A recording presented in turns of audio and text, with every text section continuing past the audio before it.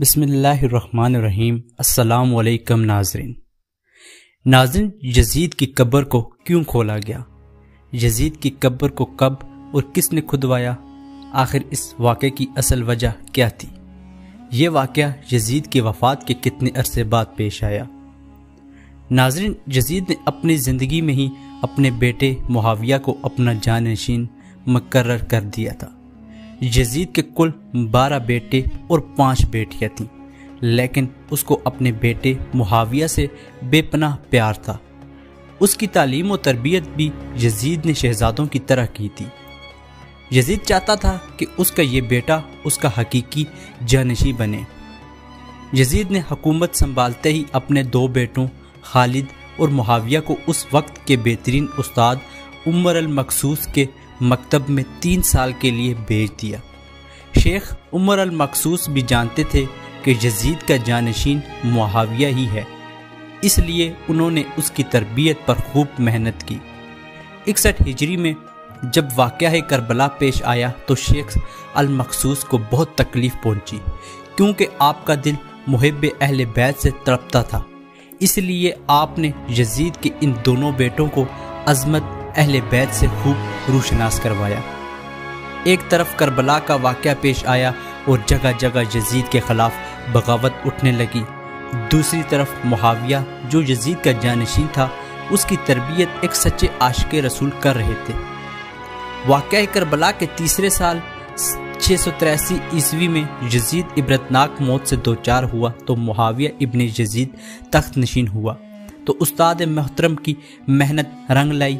اس نے آتے ساتھ ہی واقعہ کربلا کی تحقیقات کی اور محض 40ویں دن بعد لوگوں کو اپنی بیعت سے آزاد کر دیا۔ ناظرین گرامی، بعض روایات میں آتا ہے معاویہ ابن یزید نے 3 ماہ تک حکومت کی۔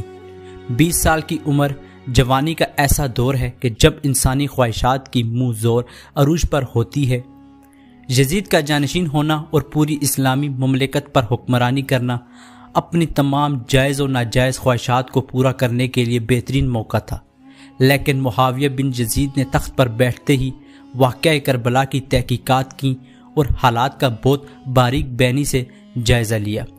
جب اس نے دیکھا کہ میرے باپ نے اسلام اور مسلمانوں کو کس قدر عظیم نقصان پہنچایا ہے تو اس نے محسوس کیا کہ وہ ایک دوراہے پر کھڑا ہے کہ حکومت کی بھاگ دوڑ تھامے رہے اور ظلم و ستم اور عیش و عشرت کا بازار گرم رکھے یا تخت و تاج کو چھوڑ دے اور اپنے آپ کو ان ہولناک گناہوں اور ان کے دردناک عذاب سے دور رکھے۔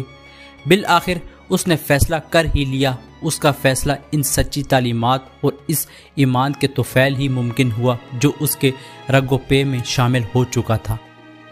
اس نے ایک عزم راسخ کے ساتھ حکومت کے عہدیداروں اور عوام کو مسجد میں جمع کیا اور پھر خود ممبر پر جا بیٹھا۔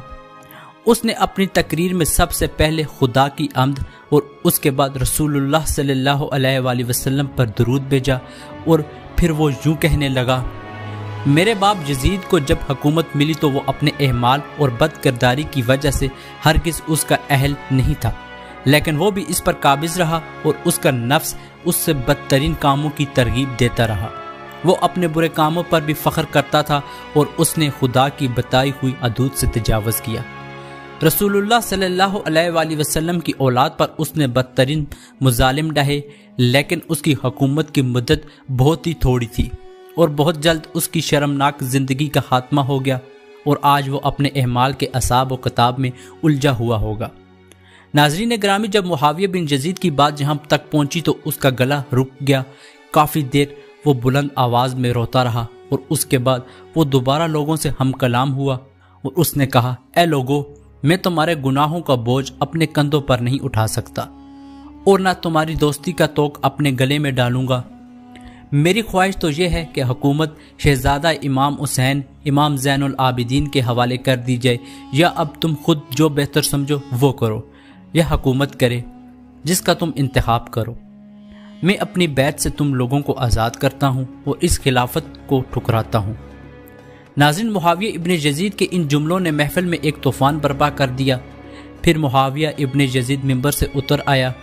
اس کی ماں اور دیگر عزیز و اقارب آئے تو دیکھا کہ روئے جا رہا ہے تو اس کی ماں نے کہا، کاش تم ایس کا چیتھڑا ہی ہوتے اور میں تمہاری خبر نہ سنتی۔ اس نے کہا خدا کی قسم میں بھی یہی چاہتا ہوں، اگر میرے خدا نے مجھے معاف نہ کیا تو میرے لیے برا ہو۔ اس کے بعد بنو امیہ نے اموی شہزادے مروان بن حاکم کے ہاتھ پر بیعت کر لی اور اسے تخت پر بٹھا دیا۔ مروان نے اپنا دارالحکومت مستقل طور پر دمشق منتقل کر دیا۔ بنو امیہ نے شیخ عمر المقصوص کو زندہ درگور کر دیا کہ تم نے ایسی تربیت کیوں کی کہ معاویہ بن یزید نے برے دربار میں بنو امیہ کو رسوا کر دیا۔ اس کی چند دن بعد ہی معاویہ بن یزید کو زہر دے دیا گیا۔ ناظرین گرامی، 684 عیسوی سے 685 عیسوی تک مروان بن حاکم نے حکومت کی۔ پھر اس کی وفات کے بعد مروان کے بیٹے عبد الملک بن مروان 685 عیسوی سے 705 عیسوی تک ایک طویل عرصے تک حکومت کی۔ پھر 705 عیسوی سے 715 عیسوی تک عبد الملک کے بیٹے ولید نے حکومت کی۔ اس کی دور میں سندھ، اندلس اور دیگر ریاستوں کو فتح کیا گیا۔ اسی کے دور میں امام زین العابدین کو زہر دیا گیا۔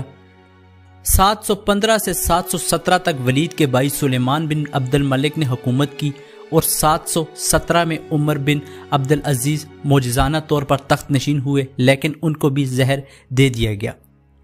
720 سے 724 تک ولید بن عبد الملک اور سلیمان بن عبد الملک کے بھائی یزید بن عبد الملک نے حکومت سنبھالی۔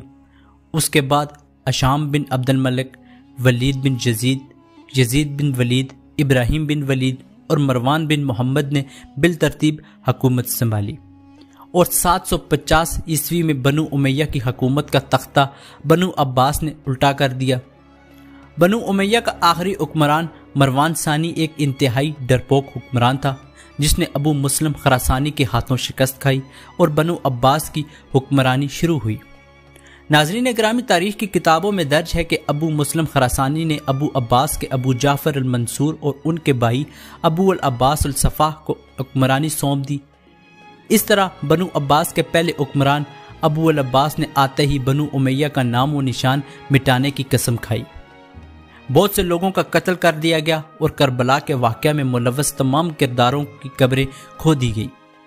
اسی طرح بنو عباس کے حکمران ابو العباس الصفاح نے یزید کی قبر بھی کھدوائی اور یہ کام اس نے اپنی نگرانی میں کروایا۔ وہ چاہتا تھا کہ یزید کو قبر سے نکالنے کے بعد اس کی لاش کو سولی پر لٹکایا جائے گا۔ چنانچہ یزید کی وفات کے 65 سال بعد اس کی قبر کو اس وقت کے حکمران ابو جعفر اور ابو العباس کی نگرانی میں کھدوایا گیا۔ جب قبر کو کھولا گیا تو سب یہ دیکھ کر حیران رہ گئے کہ اس میں لکڑیوں کی راکھ، بدصورت کتے اور ایک ازدہا کی سوا کچھ نہ تھا۔ اللہ پاک ہم سب کو اہل بیت سے محبت و عقیدت رکھنے کی توفیق دے اور محمد مصطفیٰ صلی اللہ علیہ وآلہ وسلم کے بتائے گئے راستے پر چلنے کی توفیق دے۔ آمین ثم آمین یا رب العالمین۔ امید ہے کہ آپ کو ہماری آج کی یہ ویڈیو پسند آئی ہوگی۔ اگر آپ کو ویڈیو پسند آئی ہے تو ہمارے چینل کو سبسکرائب کرنا مت بھولیے، تاکہ ہماری نئی آنے والی ویڈیوز آپ تک آسانی سے پہنچتی رہیں۔ اللہ نگہبان۔